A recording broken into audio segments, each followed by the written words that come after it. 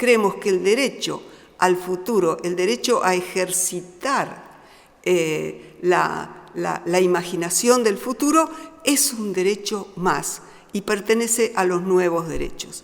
Y eso habla de un futuro de inclusión y de justicia.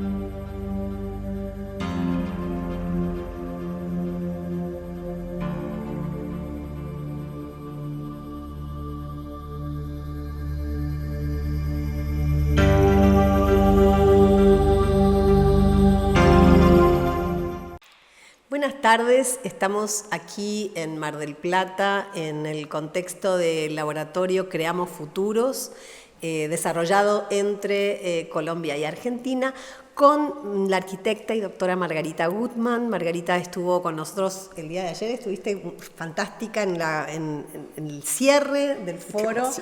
Que es un foro que trabajamos el concepto de pensar Mar del Plata dentro de 100 años. Este Mar del Plata de 2124 tuvo como cierre una conferencia muy inspiradora para nosotros, y un poco de esto queremos conversar y queremos compartir con nuestra comunidad. Contanos un poquito de qué se trató Buenos Aires 2050, fundamentalmente porque para América Latina significa la primera vez o una de las primeras relaciones o vínculos en donde futuros y diseño comienzan a aparecer juntos y a discutir sobre este binomio.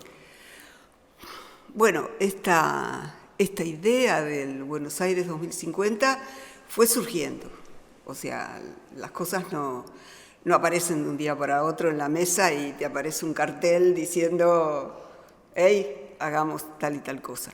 Fue surgiendo, viene de muchos trabajos de investigación que yo venía haciendo en historia, trabajando con la idea de que la forma en que las sociedades imaginan su futuro es un documento histórico más, que enseña sobre las sociedades que las producen.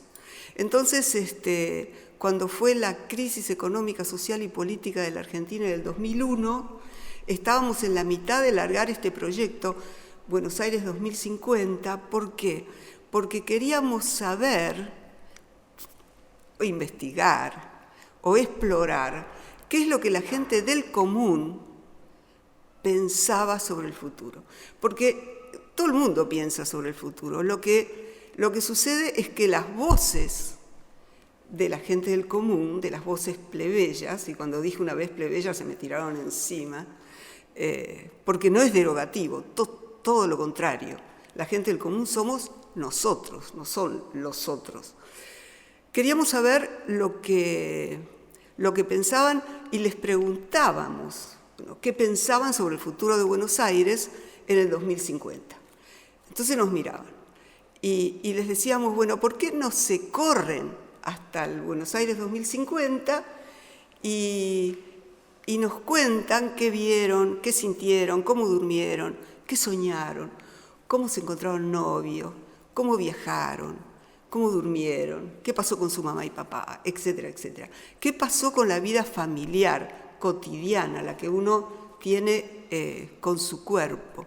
Y que vuelvan y que nos cuenten de cualquier manera, con un dibujo, dibujito, narración, collage, lo que fuera, diseño de ropa, diseño de vestimenta, etcétera, etcétera, ¿qué pasó? Como era la crisis durísima de nuestro país, aparecieron visiones apocalípticas. La 9 de julio bajo el agua, las tiendas en la calle, etcétera, etcétera. Seguimos haciendo ese proyecto durante 5 años.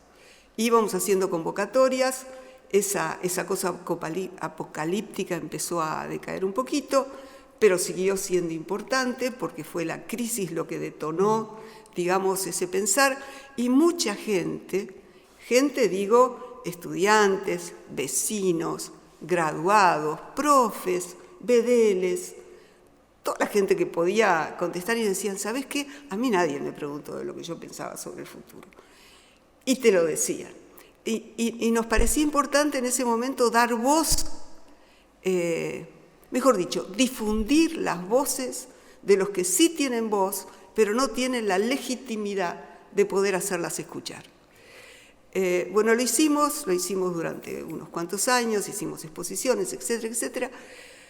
Tus alumnos, cuando eras una niña profesora, participaron en eso, hicimos un libro, que te lo di ayer, y el título del libro, que nos costó un poco, en realidad, encontrarlo, pero lo encontramos, porque yo decía, primero tenemos que tener el título, después vemos qué es lo que ponemos de todo lo que hicimos. Se llamó Buenos Aires 2050, Imágenes del futuro, decisiones del presente. Y esta idea de que el futuro, el horizonte de expectativas de futuro que tenemos, son los que nos guían si tenemos que ir al día de hoy para un lado o para otro. No nos dicen exactamente lo que hacer, pero nos dicen una dirección, y una dirección basada en los valores que hicieron que imaginemos un conjunto de futuros, porque siempre hablamos de futuros en plural, porque no hay un futuro. Hay tantos futuros como la gente o los colectivos o los países o las sociedades o los grupos imaginan. Me estoy acordando de la charla de ayer y quiero traer a colación otro concepto, digamos, un par de referentes que planteaste. Uno es Arjuna Padurai, que me parece clave para pensarnos de cara a hablar de los futuros. Así que cuéntanos un poco desde qué lugar lo toman desde el proyecto de 2050 y los nuevos proyectos que ahora vamos a hablar. Sí, pasaron una pila de años y caímos en otra crisis, en la crisis de la pandemia. Y cuando entramos en la crisis de la pandemia, mejor dicho, nos encerramos cada uno en su lugar, dijimos, bueno, ¿por qué no expandimos el 2050? Hay que hacerlo un cacho más lejos, por supuesto, pues si no lo teníamos encima. Y lo tenemos que hacer a nivel latinoamericano, porque somos desde el sur. Entonces imaginamos este proyecto entre muchos, porque lo hicimos colectivamente, incluso el título salió colectivamente, y le pusimos 2084 futuros imaginados desde el sur global. Porque creemos que el futuro es un campo de disputa tan disputado como lo es el presente. Entran en juego los intereses, entran en juego los valores fundamentalmente de cada uno y entran en juego fundamentalmente el poder. Entonces dijimos, bueno, hay algo que tenemos que hacer. Si ese futuro y si esos futuros vienen formulados desde arriba por los que tienen legitimidad para hacerlo, bueno, gente, ocupemos nosotros también el futuro. Y ocupemos el futuro con nuestras imaginaciones, con nuestras instantáneas sobre el futuro, sobre lo que queremos nosotros, cada uno de nosotros, desde nosotros mismos. Y ahí nos basamos mucho, mejor dicho, nos respaldamos en las propuestas de Arjuna Padurai, que es un antropólogo hindú que trabaja mucho en Estados Unidos, ahora está en Berlín. Fue el provost, que es como el secretario académico de la New School, y él tiene una cantidad de publicaciones, pero una de las cosas que dice, que a mí me parece lo más interesante, habla de la capacidad de aspirar. Y dice que el ejercicio de la capacidad de aspirar es más importante, más que nada, en los grupos más vulnerables, en los grupos discriminados, en los sectores más desposeídos, en los grupos de población indígena que están segregados o no están incorporados al mismo nivel que el resto de la sociedad occidental, si le podríamos decir así. Y desde ese punto de vista habla del derecho al futuro. No lo dice exactamente así, pero nosotros lo tomamos. Creemos que el derecho al futuro, el derecho a ejercitar la imaginación del futuro es un derecho más y pertenece a los nuevos derechos. Y eso habla de un futuro de inclusión y de justicia. Es lo que nosotros creemos profundamente a pesar de los tiempos que corren. Yo aquí, simplemente como para ir cerrando, hay un punto central en todo trabajo de diseño de futuros, es partir de la base que el futuro no existe y como por lo tanto solo puede ser imaginado, y en ese sentido la imaginación, cuando imagino el futuro, ¿estoy diseñando o no? Si vos me preguntas a mí, te digo que no.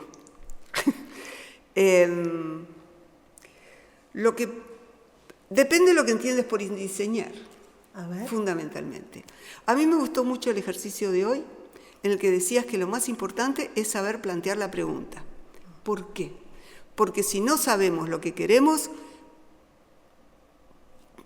pobre futuro del que pensemos, imaginemos y diseñamos. No lo podemos diseñar porque para mí el diseño es dibujar. Soy una arquitecta, no lo puedo evitar. Lo dibujo y esto es el diseño. No. Esto es un proceso. Si entendemos el diseño como un proceso de ir acercándose con diversas etapas, que no sé cuáles son, pero con diversas etapas a un cierto horizonte en el cual nosotros creemos que queremos vivir, nosotros, nuestros hijos y los que vengan, entonces sí se puede diseñar. Si entendemos por diseño un proceso colectivo, orgánico, compartido, como vos decías, juntando diferentes voces, juntando diferentes ideas, diferentes intereses y tratando de compartir valores, porque yo creo que sí, tenemos que compartir los intereses y tratar de compatibilizarlos, pero hay ciertas cosas que debemos compartir. Si compartimos los valores esenciales sobre la vida, diseñemos a lo largo de procesos muchos futuros. Y con esto la idea es terminar, simplemente para decir terminar, para seguir conversando. Parte de nuestro ejercicio con estas charlas con quienes nos inspiran es poder invitar a las empresas, a los emprendedores, a pensar estos futuros, primero en plural, a pensar esta idea de hacer preguntas adecuadas. Vamos a trabajar con ustedes una serie de workshops y en ese sentido parte del ejercicio de invitar arquitectos, diseñadores, artistas que nos van a acompañar a imaginar otras posibilidades es clave para hablar de pequeñas y medianas empresas desde un lugar absolutamente innovador, creativo y al mismo tiempo inclusivo. Así que con eso muchas gracias, Margarita, por acompañarnos. Gracias a vos por invitarme y a las instituciones que organizan y a todos los que están ayudándonos con eso del otro lado tan amablemente. Y nada, acá estamos. Gracias. Chao.